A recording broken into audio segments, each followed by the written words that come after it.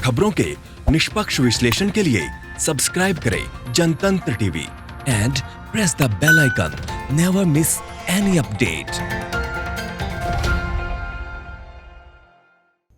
नमस्कार, आप देख रहे हैं जनतंत्र टीवी। आपके साथ मैं हूं अंशिका पाठक। इस खास बुलेटिन में आपका स्वागत है। ये बुलेटिन खास कई मायनों में है क्योंकि इस बुलेटिन में हमारे रिपोर्टर्स अलग अलग राज्यों से जुड़ते हैं जो हर अलग राज्य की अपडेट आप तक पहुंचाते हैं। क्या कुछ ताज़ा मामला है, कोरोना वायरस को लेकर हालात कैसे हैं, राज्य की स्थिति क्या है, शहरी इलाकों की क्या स्थिति है, ग्रामीण क्षेत्रों में क्या हो रहा है, इन तमाम चीज़ों को लेकर रिपोर्टर्स बातचीत करते हैं और आप तक पहुंचाते हैं। पूरे दिन क्या क्या होने वाला है और किस बड़ी खबर पर नजर रहेगी, चाहे राजनीतिक जगत की खबर हो, क्राइम की खबर हो, खेल की खबर हो या फिर कोई और, आप तक हमारे रिपोर्टर्स पहुंचाएंगे। इन तमाम चीजों को लेकर उनसे हम चर्चा भी करेंगे। साथ ही राज्यों में मौजूदा हालात कैसे हैं, क्या हो रहा है, इसके बारे में भी बताएंगे। तो आपको सीधे लिए चलते हैं हमारे रिपोर्टर्स के पास। हमारे साथ जुड़ गए हैं अलग अलग राज्यों से।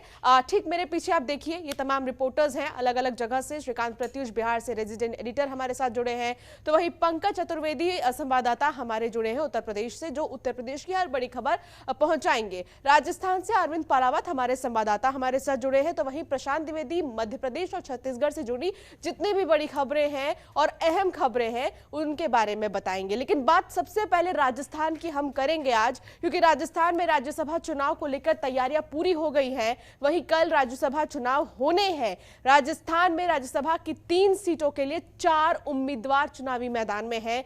चुनाव से पहले बीजेपी और कांग्रेस की बैठक होनी है। राजस्थान में माध्यमिक शिक्षा बोर्ड की परीक्षाएं आज से शुरू हो गई हैं, तो वहीं राजस्थान में कोरोना का कहर लगातार जारी है, जो कि लगभग हर राज्य की यही स्थिति है। इस पर ज्यादा बातचीत के लिए अरविंद पलावत हमारे संवाददाता हमारे साथ जुड़े हैं, हम उनसे बातचीत करेंगे। अरविंद, क्या कुछ जानकारी इन खबरों को लेकर मिल रही है और साथ ही क्या ताजा मामला अभी है, क्या कोई?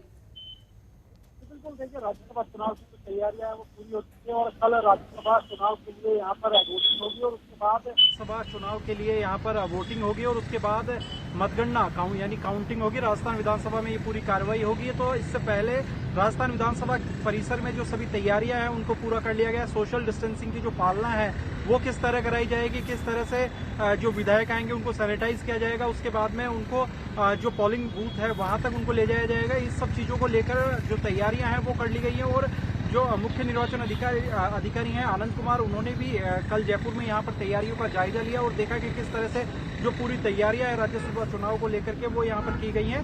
सुबह 9 बजे से शाम को 4 बजे तक मतदान होगा और उसके बाद में शाम 5 बजे मतगणना है वो शुरू हो गया। आपको बता दें राजस्थान में 3 सीटों के लिए राज्यसभा चुनाव होने हैं और 4 कैंडिडेट यहाँ पर चुनाव मैदान में है।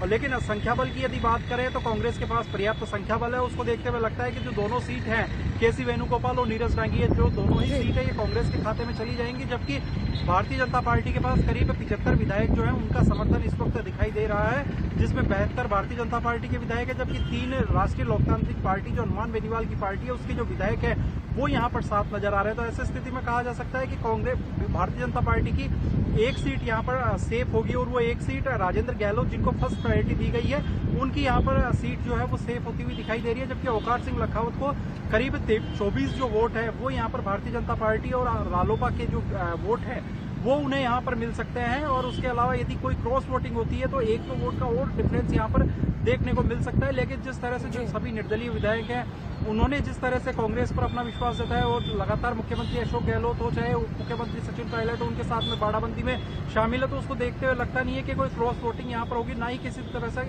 किसी विधायक का अभी तक कोई ऐसा बड़ा बयान यहाँ पर सामने आया है कि वो कांग्रेस पार्टी से दूसरी तरफ जाकर के भारतीय जनता पार्टी के पक्ष में मतदान करेंगे। हालांकि क्या कुछ होगा वो कल मतदान और उसके बाद मतगणना के दौरान पता चलेगा। लेकिन अभी तक की जो स्थिति है उसको देखते हुए लगता है करीब 122 से 125 जो विधायक है वो कांग्रेस पार्टी के खेमे में नजर आ रहे हैं, जबकि 75 के आसपास जो विधायक हैं वो भारतीय जनता पार्टी के पास है। जबकि 2 या 3 विधायक ऐसे हो सकते हैं जिनकी ओर से वोट नहीं डाला जाएगा, क्योंकि मास्टर भंवरलाल मेघवाल है वो मेदांता अस्पताल में अभी एडमिट है।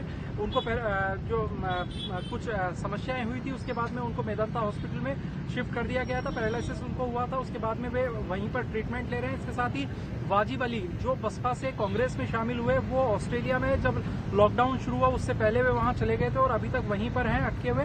तो ऐसी स्थिति में उनका जो वोट है वो भी यहाँ पर नहीं डल पाएगा। जिस तरह से जो अभी तक की जो स्थिति है उसको देखते हुए लगता है। साथ ही दो जो विधायक हैं जिसमें सिद्धि कुमारी है, उनकी माता का देहांत कुछ दिन पहले हुआ था, हालांकि वे वोट देने आएंगी, जो सोर्स हैं वो ये चीज कह रहे हैं। साथ ही जो शकुंतला रावत हैं जोधपुर से जो विधायक है, उनके परिवार में किसी को कोरोना पॉजिटिव हुआ था, तो लेकिन कोरोना जो पॉजिटिव है उनको पोस्टल बैलेट का भी एक राइट यहाँ पर दिया गया है निर्वाचन आयोग की ओर से। तो करीब 2 विधायक ऐसे नजर आ रहे हैं जो यहाँ पर वोट नहीं डालेंगे, और ये जो दोनों ही विधायक थे ये कांग्रेस के में से थे।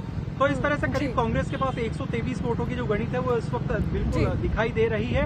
तो क्या कुछ होगा वो यहाँ पर कल पता चलेगा। इसके साथ ही माध्यमिक शिक्षा बोर्ड की 12वीं कक्षा की जो परीक्षाएं वो आज से स्टार्ट हो चुकी है। लॉकडाउन के कारण इन परीक्षाओं को स्थगित कर दिया गया था। आज सुबह 8:45 बजे से ये परीक्षा है जो शुरू हुई है, और आज सुबह 12वीं मैथ्स का जो पेपर है वो यहाँ पर है। सोशल डिस्टेंसिंग का, सैनिटाइजेशन की पूरी बिल्कुल, सोशल डिस्टेंसिंग हर जगह देखा जा रहा है अरविंद, बहुत ही ज्यादा जरूरी है। अगर आप सोशल डिस्टेंसिंग नहीं करेंगे तो आपको ये चीज भारी पड़ सकती है। बात अब छत्तीसगढ़ की करेंगे, जहां भारत चीन सीमा पर बस्तर का लाल दुश्मनों से लोहा लेते हुए गणेश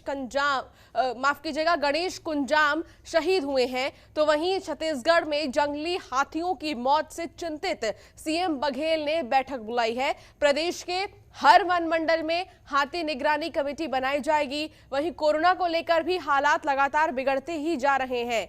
बीजेपी ने कांग्रेस पर निशाना साधते हुए कहा कि शराबबंदी के बजाय शराब के पैसों से सरकार चला रही है कांग्रेस पार्टी। तो ये तमाम चीजें हैं छत्तीसगढ़ की अहम खबरें। इन पर हम ज्यादा अपडेट्स के लिए प्रशांत द्विवेदी हमारे साथ जुड़े हैं। प्रशांत, क्या जानकारी मिल रही है इन चीजों को लेकर?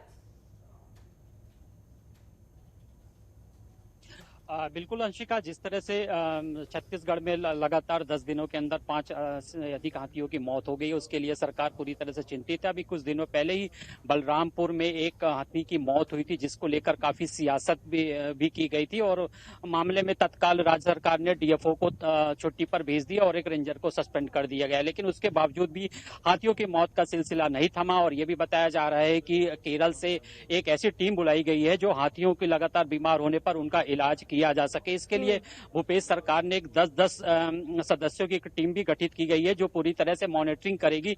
इसके अलावा एक मॉनिटरिंग ऐप का भी गठन किया गया है, जिसके आधार पर यह तय होगा कि आखिर हाथियों का लोकेशन क्या है। और देखिए, छत्तीसगढ़ का यह पहला मामला नहीं है, इसके पहले भी कई बार हाथियों की इस तरह से जान जाती गई है, और हर बार सरकार जो है एक कॉरिडोर बनाने की बात कही है, मगर अभी भी जमीनी हकीकत पर ये पूरे दावे पूरी तरह से खोखले साबित हो रहे हैं। वहीं दूसरी ओर अगर हम बात करें तो चाइना की सरहद पर जिस तरह से बस्तर का वीर सपूत शहीद हुआ है, कुछ दिनों पहले ही उनकी शादी तय हुई थी, और ये भी बात सामने आ रही कि शादी में छुट्टी लेकर उनको घर आना था, मगर शादी में छुट्टी आने के बजाय उनकी शहादत की खबर आ गई। ये खबर सुनते ही कांकेर जिले में पूरी तरह से मातम का माहौल हो गया, और अपने वीर सपूत की अंतिम दर्शन के लिए लाखों लोगों की भीड़ उमड़ पड़ी। उनकी शहादत पर पूर्व मुख्यमंत्री डॉक्टर रमन सिंह ने भी उनकी शहादत को नमन करते हुए विनम्रतापूर्वक श्रद्धांजलि दी। इसके अलावा छत्तीसगढ़ के मुख्यमंत्री भूपेश बघेल ने भी उनकी शहादत को श्रद्धांजलि दी, और उन्होंने बोला कि ये छत्तीसगढ़ का वीर सपूत है। तो निश्चित तौर पर जिस तरह से बस्तर के अंदर वीर सपूत ने अपनी शहीद दिया है, तो पूरा छत्तीसगढ़ सहित पूरा देश गर्व कर रहा है। वहीं दूसरी ओर कोरोना प्रभावित मरीजों की संख्या करें तो वो भी लगातार राज्य में तेजी से फैलता जा रहा है। इसके अलावा शराबबंदी को लेकर भी बीजेपी ने तीखा हमला बोला है, जहां राज्यसभा सांसद और राष्ट्रीय महामंत्री सरोज पांडे ने वर्चुअल रैली में अपने कार्यकर्ताओं को संबोधित करते हुए सरकार पर आरोप लगाया है कि सरकार शराबबंदी को लेकर जिस तरह से लोगों को उन्होंने बोला था कि शराबबंदी होगी, मगर शराब के पैसे से सरकार चलाई जाती है। यहाँ तक कि पूर्व राष्ट्रीय उपाध्यक्ष डॉक्टर रमन सिंह और पूर्व मुख्यमंत्री ने भी कांग्रेस सरकार पर तीखा हमला बोला है। उनका सीधा सा आरोप है कि जिस तरह से 14,580 शिक्षकों की भर्ती, स्वीकृत पदों की भर्ती होनी थी, उस पर भर्ती करने के बजाय पिछले लगभग साल भर से 1800 अधिक मदिरा दुकानों में 1800 भर्तियां की गई है। तो निश्चित तौर पर यहाँ पे शिक्षकों के साथ और बेरोजगारों के साथ पूरी तरह से छलावा है। तो एक तरह से यहाँ पे सियासत उठक पटक जारी है, और इसके अलावा क्वारंटीन सेंटर में भी अव्यवस्थाओं का आलम अभी भी बदस्तूर जारी है। लगातार ये शिकायतें आ रही हैं कि या तो मजदूर वहां से भाग रहे हैं या तो उनको ठीक से समुचित व्यवस्था नहीं की जा रही है। अंशिका जी, तो ये अहम खबरें छत्तीसगढ़ की थी, लेकिन मध्य प्रदेश को लेकर क्या जानकारी मिल रही है प्रशांत? मध्य प्रदेश में इस वक्त हालात कैसे बने हैं? लगातार हम देख रहे हैं कि कोरोना के मामले बढ़ते जा रहे हैं, और साथ ही साथ कल मुख्यमंत्रियों से बातचीत की थी प्रधानमंत्री नरेंद्र मोदी ने, उसको लेकर क्या जानकारी मिल रही है? बिल्कुल अंशिका, मध्य प्रदेश में अगर हम कोरोना की बात करें तो इसके अलावा भी एक बहुत बड़ी खबर है कि जो कि राज्यसभा के लिए कल 3 सीटों के लिए यहाँ पे चुनाव होना है और उसके लिए केंद्रीय पर्यवेक्षक बनाया गया प्रकाश जावड़ेकर और बीजी पांड्या जो बीजेपी के राष्ट्रीय उपाध्यक्ष हैं वो प्रदेश के भोपाल में डेरा डाले हुए हैं और एक तरह से कहें तो डिनर पॉलिटिक्स के जरिए बीजेपी ने कांग्रेस को तगड़ा झटका दिया है। देखिए मध्य प्रदेश के अंदर राज्यसभा उम्मीदवार को लेकर काफी दिलचस्प मुकाबला है, जहां पर पहले कांग्रेस के कद्दावर नेता रहे ज्योतिरादित्य सिंधिया अपने 20 से अधिक समर्थकों के साथ उन्होंने बीजेपी ज्वाइन किया और बीजेपी ने उनको अपना कैंडिडेट बनाया है। इसके अलावा कांग्रेस से दिग्विजय सिंह भी उनके सामने है, तो निश्चित तौर पर यह मुकाबला काफी दिलचस्प होगा। वहीं जिस तरह से यहाँ पे अगर हम सीटों की बात करें तो बामन यहाँ पे एक उम्मीदवार के लिए चाहिए था, जिसपे दोनों ही दलों का एक सीट तो जीत पक्की मानी जाती है, लेकिन जिस तरह से उन्होंने सेकंड कैंडिडेट के रूप में कांग्रेस ने फूल सिंह बरैया और सुमेर सिंह सोलंकी को बीजेपी ने खड़ा किया है, तो ऐसे में एक दिलचस्प होगा। वहीं दूसरी अगर हम बात करें तो एक तरह से पॉलिटिकल क्वारंटीन जैसा माहौल हो गया है कि जहां पर देर रात बीजेपी ने अपने विधायकों को डिनर पर बुलाया और ये आकलन करने की कोशिश की कि आखिर उनके पक्ष में कितने विधायक हैं, जबकि कांग्रेस ने भी पूर्व मुख्यमंत्री कमलनाथ ने अपने निवास पर उन्होंने एक बैठक बुलाई और कांग्रेस के विधायकों को एकजुट रहते हुए कहीं ना कहीं देखिए इसमें बिल्कुल दोनों ही दलों को इस क्रॉस वोटिंग का डर है, जिसकी वजह से तमाम सियासी उठक बैठक है। लगातार हमारे रिपोर्टर्स हमारे साथ बने हैं जो हर बड़ी खबर अलग अलग राज्यों की आप तक पहुंचा रहे हैं, पूरे दिन क्या होने वाला है और साथ ही साथ किस पर आज पूरे दिन नजर रहेगी ये भी हमारे रिपोर्टर्स आपको बता रहे हैं। बात बिहार की करें तो कोरोना वायरस संक्रमण के खतरे के बीच होने वाले बिहार विधान परिषद की 9 सीटों पर 6 जुलाई को होने वाले चुनाव की तैयारियां आयोग ने शुरू कर दी हैं। आज से इन सीटों पर नामांकन शुरू होंगे। विधान परिषद के चुनाव को लेकर कांग्रेस के अंदर घमासान जारी है। बिहार में मॉनसून ने भी दस्तक दे दी है। तो ये अहम पॉइंट्स हैं बिहार के, क्या कुछ आज होने वाला है और किस पर नजर रहेगी। श्रीकांत प्रत्युष रेजिडेंट एडिटर बिहार से हमारे साथ बने। श्रीकांत, क्या जानकारी मिल रही है? देखिए, कोरोना अपडेट मैं दे दूं सबसे पहले आपको। बिहार में कोरोना का संक्रमण काफ़ी तेज़ रफ्तार से बढ़ रहा है और संक्रमित लोगों की संख्या 7,000 के पास पहुंच गई है और लगातार मरने वालों की संख्या बढ़ रही है। 38 लोग अब तक मर चुके हैं। तो बिहार में कोरोना ने बिहार सरकार की चिंता बढ़ा दी है। लगातार बिहार सरकार दावा कर रही है कि संक्रमण से लड़ने के लिए हर स्तर पर तैयारी की गई है, लेकिन संक्रमण थमने का नाम नहीं ले रहा है। आपको पता ही है कि बिहार में सबसे ज़्यादा प्रवासी लौटे हैं, 30 लाख 40 लाख प्रवासी लौटे हैं और उसमें से लाखों ऐसे हैं जो सीधे बगैर किसी जांच के गांव चले गए हैं, घर चले गए हैं। तो अब वो संक्रमित पाए जा रहे हैं और जो भी 7,000 का आंकड़ा है संक्रमितों का, उसमें से ज़्यादातर प्रवासी ही हैं। तो सरकार की चिंता बढ़ी हुई है। अब राजनीतिक गलियारे में भी कोरोना घुस गया है। आरजेडी के पूर्व सांसद रघुवंश प्रसाद सिंह कोरोना से संक्रमित पाए गए हैं। पटना एम्स में उनका इलाज चल रहा है। उनको सांस लेने में तकलीफ थी, निमोनिया की शिकायत थी और जब जांच हुआ तो कोरोना टेस्ट उनका पॉजिटिव आया है रिपोर्ट, और उसके बाद हड़कंप मच गया है। दूसरी पूर्व सांसद हैं पुतुल सिंह, वो भी कोरोना पॉजिटिव पाई गई हैं, उनका दिल्ली में इलाज चल रहा है। तो 2 पूर्व सांसद कोरोना पॉजिटिव पाए गए हैं और यानी बिहार के राजनीतिक गलियारे में कोरोना ने एंट्री मार दी है और इसको लेकर असर पड़ेगा, क्योंकि बिहार विधानसभा के चुनाव की तैयारी चल रही है। सभी पार्टियां जोर शोर से तैयारी में जुटी हुई हैं। 4 महीने बाद ही चुनाव है और ऐसे में नेताओं का कोरोना से संक्रमित होना बहुत चिंता बढ़ाने वाला है। दूसरी बड़ी खबर ये है कि जो चीन भारत के सीमा पर शहीद हुए हैं बिहार के 5 जवान, उनके 100 पहुंचने लगे हैं। कल सुनील कुमार का 100 पहुंचा। पटना एयरपोर्ट पर सुशील कुमार मोदी पहुंचे, नेता प्रतिपक्ष तेजस्वी यादव पहुंचे, कई मंत्री पहुंचे, सबने श्रद्धांजलि दी और उनका 100 जब गांव पहुंचा तो हजारों लोग उमड़ पड़े, तिरंगा लेकर उनका स्वागत किया और भारत माता की जय के नारे लगे। पूरा बिहटा गूंज उठा। जो कोरोना का संक्रमण का खतरा है उसको बिल्कुल लोग भूल गए और शहीद की शहादत को सलाम करने हजारों की तादाद में लोग पहुंच गए। तो बिहार पूरा उबल रहा है क्योंकि बिहार के 5 जवान शहीद हुए हैं। वैसे हमारे 20 जवान शहीद हुए हैं और 20 जवानों की शहादत को लेकर पूरा भारत उबल रहा है। प्रधानमंत्री ने कहा है कि इसका माकूल जवाब देंगे, तैयारी भी चल रही है। ऑल पार्टी मीटिंग भी उन्होंने बुलाई है, हो सकता है कि उसके बाद कोई बड़ा फैसला लें। लेकिन बिहार गमगीन है, मातम का माहौल है यहाँ पर और लोग दुखी हैं, आक्रोशित हैं। दूसरी खबर यह है, जैसा कि आपने कहा कि विधान परिषद के 9 सीटों के लिए चुनाव होना है, तो पता है कि किसको कितनी सीटें मिलनी हैं।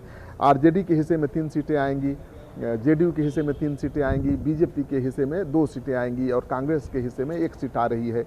लेकिन अगर विधायक टूटे नहीं, जोड़ तोड़ नहीं हुआ तो चुनाव की नौबत आएगी ही नहीं। लेकिन जोड़ तोड़ हुआ तो चुनाव कराया जाएगा, क्योंकि जेडीयू के नेता दावा कर रहे हैं, अशोक चौधरी मंत्री हैं, भवन निर्माण मंत्री, उन्होंने दावा किया है कि कई कांग्रेस पार्टी के और आरजेडी के विधायक उनके संपर्क में हैं और उनकी पार्टी के पक्ष में वोटिंग कर सकते हैं। तो अगर ऐसा हुआ तो चुनाव की नौबत आ जाएगी, नहीं तो निर्विरोध सभी लोग चुन लिए जाएंगे। लेकिन कांग्रेस पार्टी की परेशानी ये है कि कांग्रेस पार्टी के पास 1 सीट है और सैकड़ों दावेदार हैं, यानी एक अनार 100 बीमार वाली कहावत चर्चा हो रही है। तो कांग्रेस पार्टी तय ही नहीं कर पा रही है कि 1 अनार है, 100 बीमार हैं, किसको अनार दिया जाए। तो शक्ति सिंह गोहिल अभी राज्यसभा चुनाव में फंसे हुए हैं। जब राज्यसभा चुनाव से निवृत्त हो जाएंगे तो पटना आएंगे और तभी फैसला हो पाएगा। लेकिन आज से नामांकन दाखिल करने का कार्यक्रम शुरू हो चुका है।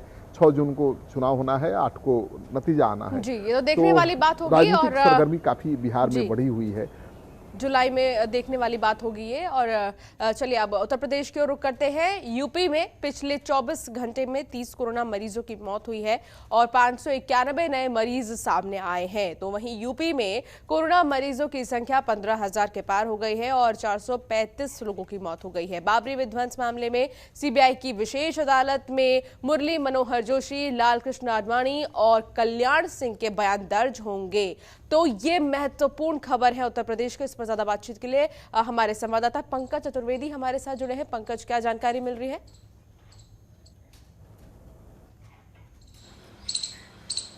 अंशिका, देखिए, उत्तर प्रदेश में कल 24 घंटे में 3 बजे तक कोरोना को लेकर के प्रदेश सरकार ने जो रिपोर्ट जारी की थी, उसके अनुसार अब तक के सबसे ज्यादा कोरोना संक्रमित के लोग जो मरीज हैं वो उत्तर प्रदेश में आए हैं, उसको लेकर के। और चूंकि कल 3 बजे तक है तो ये संख्या और बड़ी होगी।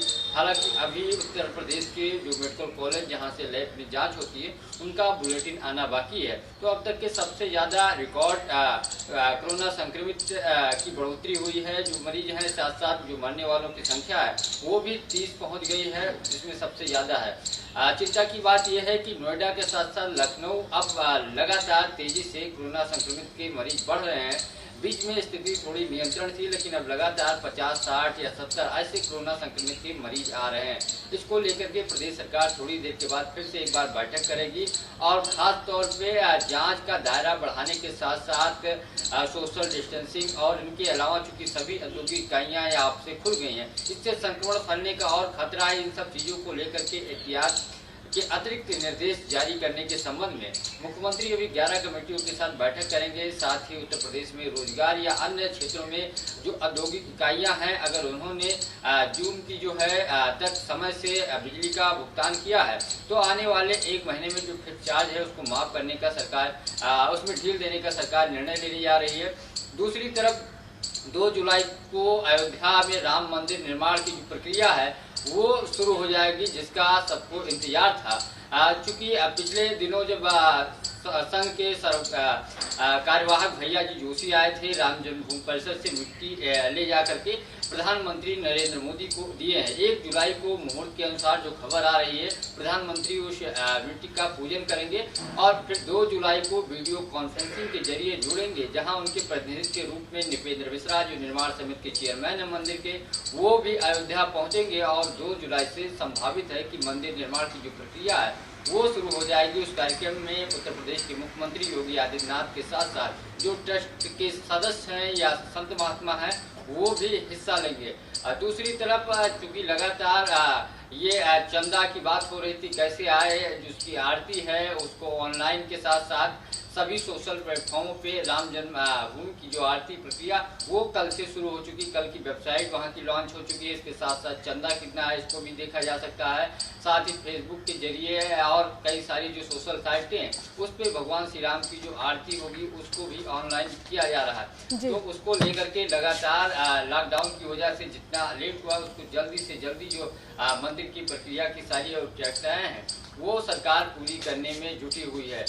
दूसरी तरफ आज बाबरी मस्जिद विध्वंस के मामले में चूंकि सुनवाई की एक नियत तिथि समय के अंदर करना है, चूंकि कोरोना संकट काल में लॉकडाउन की वजह से जो सभी लोग उसमें दोषी या फिर जिनके ऊपर मुकदमा है, जिनके खिलाफ मुकदमा चल रहा है, उन सबको चूंकि पहुंच पाना मुश्किल था। ऐसे में कोर्ट ने निर्णय लिया है, वहां के संबंधित जिले अधिकारियों के साथ साथ NIC को भी निर्देशित किया था कि वीडियो कॉन्फ्रेंसिंग के जरिए उनके सवाल लिए जाएंगे, उसकी व्यवस्था सुनिश्चित करें। अब खबर आ रही बीजेपी के दिग्गज नेता लालकृष्ण आडवाणी, कल्याण सिंह सहित कई नेता वीडियो कॉन्फ्रेंसिंग के जरिए जो कोर्ट के सवाल हैं उसका जवाब देंगे, उसके लिए व्यवस्था की गई है, क्योंकि एक नियत समय में इसकी सुनवाई प्रक्रिया तो ये अहम खबरें हैं उत्तर प्रदेश की।